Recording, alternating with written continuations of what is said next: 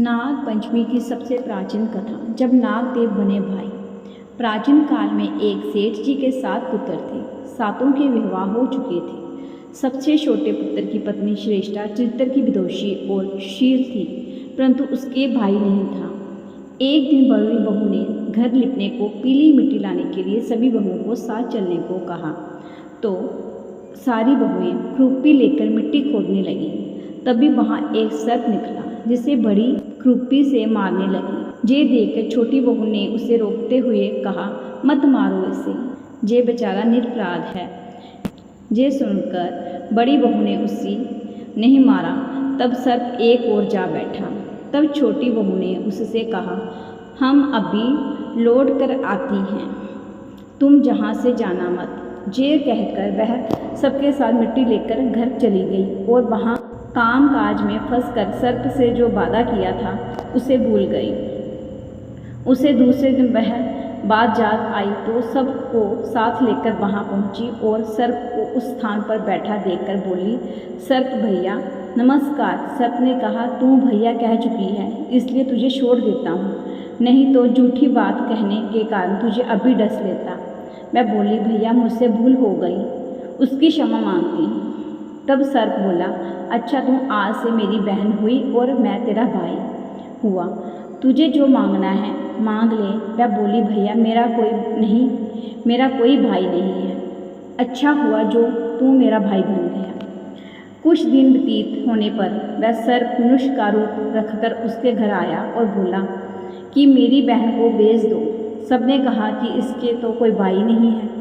तो वह बोला, मैं दूर के रिश्ते में इसका भाई हूँ, बचपन में ही बाहर चला गया था। उसके विश्वास दिलाने पर घर के लोगों ने छोटी को उसके साथ भेज दिया।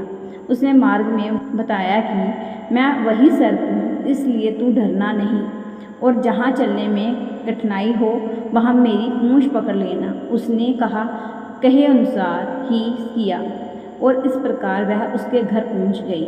वहाँ के धन्य ऐश्वर्य को देखकर वह चकित हो गई। एक दिन सर्प की माता ने उससे कहा, मैं एक काम से बाहर जा रही हूँ, तू अपने भाई को ठंडा दूध पिला देना। उसे ये बात ध्यान ना रही और मैं गर्म दूध पिला दिया और उसने गर्म दूध पिला दिया, जिसमें उसका मुख बेतरह जल गया। ये देखकर सर्प की माता बहुत क्रोधित हुई, परंतु सर्प के समझाने पर शांत हो गई। तब सर्प ने कहा कि बहन को अब उसके घर भेज देना चाहिए। तब सर्प और उसके पिता ने उसे बहुत सा सोना, चांदी, जवाहरात, बस्तर, भूषण आदि देकर उसके घर पहुंचा दिया। इतना ढेर सारा धन देखकर बड़ी बहू ने ईर्ष्या से कहा, भाई तो बड़ा धनवान है, तुझे तो उससे और भी धन लाना चाहिए था। सर्प ने ये वचन सुना तो सब वस्तुएं सोने को की लाकर दे दी। ये देखकर बड़ी बहू ने कहा, इन्हें झाड़ने की झाड़ू भी सोने का होना चाहिए। तब सर्प ने झाड़ू भी सोने का लाकर रख दिया। सर्प ने छोटी बहू को हीरा मणियों का एक अद्भुत हार दिया था। उसकी प्रशंसा उस देश की रानी ने भी सुनी और वह राजा से बोली कि सेठ की छोटी बहू का हार जहाँ आना चाहिए। राजा ने मंत्री को हुक्म दिया कि उससे वह हार लेकर शीघ्र उपस्थित हो। मंत्री ने सेठ जी से जाकर कहा कि महारानी छोटी बहू को हार पहनेगी, वह उससे लेकर मुझे दे दो। सेठ जी ने डर के कारण छोटी बहू से हार मांग कर दे दिया। छोटी बहू को ये बात बहुत बुरी लगी।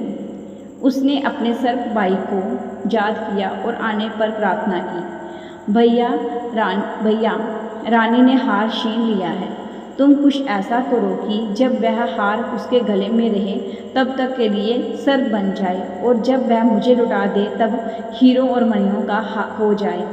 सर्प ने ठीक वैसा ही किया। जैसे ही रानी को ने हार पहना वैसे ही वह सर्प बन गया। ये देखकर रानी चीख पड़ी और रोने लगी। ये देखकर राजा ने सेठ के पास खबर भेजी कि छोटी बहू को तुरंत भेजो। सेठ जी डर गए कि राजा ना जाने क्या करेगा। वे स्वयं छोटी बहू को साथ लेकर उपस्थित हुए। राजा ने छोटी बहू, तूने क्या जादू किया है? मैं तुझे दंड दूंगा। छोटी बहू बोली, राजन क्षमा कीजिए, ये हार ही ऐसा है कि मेरे गले में हीरों और मणियों का रहता है और दूसरों के गले में सर्प बन जाता है। ये सुनकर राजा ने वह सर्प बना हार उसे देकर कहा, अभी पहन के दिखाओ। छोटी बहू ने जैसे ही उसे पहना वैसे ही हीरों मणियों का हार बन गया। यह देखकर राजा को उसकी बात का विश्वास हो गया और उसने प्रसन्न होकर उसे बहुत सी मुद्राएं भी पुरस्कार में दी। छोटी वह अपने हार और मुद्राएं लेकर घर लौट आई। उसके धन को देखकर बड़ी बहू ने ईर्ष्या के कारण उसके पति को सिखाया कि छोटी बहू के पास कहीं से धन आया है। ये सुनकर उसके पति ने अपनी पत्नी को बुलाकर कहा, ठीक ठीक बताओ कि ये धन तुझे कौन देता है। तब वह सर्प को याद करने लगी। तब उसी समय सर्प ने प्रकट होकर कहा, यदि मेरी धर्मपत्नी बहन के आचरण पर संदेह प्रकट करेंगी तो मैं उसे खा जाऊंगा। ये सुनकर छोटी बहू का पति बहुत प्रसन्न हुआ और उसने सर्प देवता का बड़ा सत्कार किया। उसी दिन से नाग पंचमी का त्यौहार मनाया जाता है और स्त्रियां सर्प को भाई